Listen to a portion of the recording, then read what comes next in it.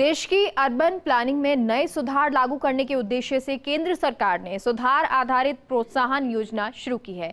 इस योजना के तहत केंद्र से अधिक राशि लेने के लिए राजस्थान प्रबल दावेदार है। देखिए फर्स्ट इंडिया न्यूज की ये खास रिपोर्ट। इस वित्तीय वर्ष के केंद्रीय बजट में सुधार आधारित प्रोत्साहन योजना के तहत राज्यों को 6,000 करोड़ रुपए देने की घोषणा की गई थी। जो राज्य जितने सुधार लागू करेंगे उन्हें उसके अनुसार राशि दी जाएगी। इसके तहत एक राज्य को अधिकतम 700 करोड़ रुपए तक मिल सकते हैं। केंद्र सरकार ने सभी राज्यों को 6 सुधारों को लेकर दावा पेश करने के लिए 30 जून तक का समय दिया है। इस योजना के तहत किन सुधारों को लागू करने की शर्त है, उनके कितने अंक हैं और प्रदेश में इन्हें लागू करने की क्या स्थिति है। अगर इस पर बात करें तो पहला सुधार बिल्डिंग बायलॉज का आधुनिकीकरण करना है। इसके तहत online building plan approval system लागू करना और केंद्र के मॉडल बिल्डिंग बायलॉज के अनुरूप बायलॉज लागू करना।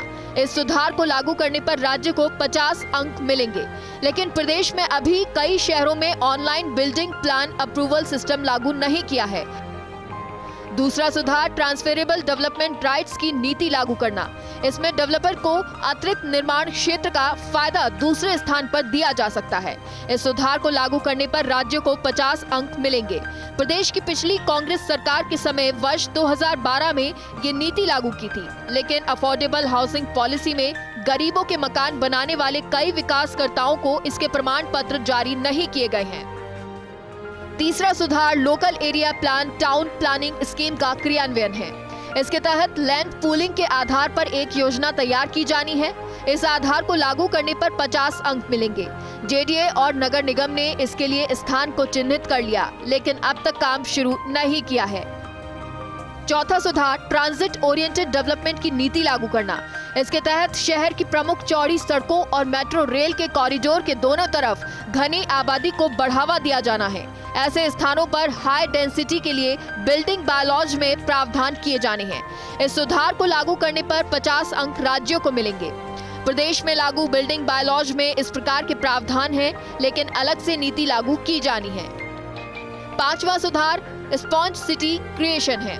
इसके तहत शहरों में इस तरह की प्लानिंग करना है जिससे कहीं भी बारिश के पानी के भराव की स्थिति नहीं हो।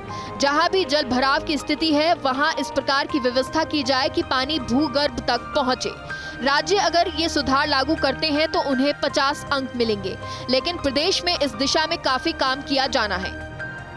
छठा सुधार no taxation for public transport bus है। इसके तहत पब्लिक ट्रांसपोर्ट की बसों को विभिन्न प्रकार के करों से मुक्त किया जाना है।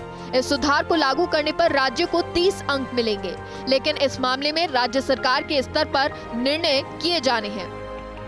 केंद्र की इस योजना में स्पष्ट प्रावधान है कि हर सुधार के लागू करने के मामले में एलिजिबल होने के लिए कम से कम 60% अंक राज्य को मिलना जरूरी है।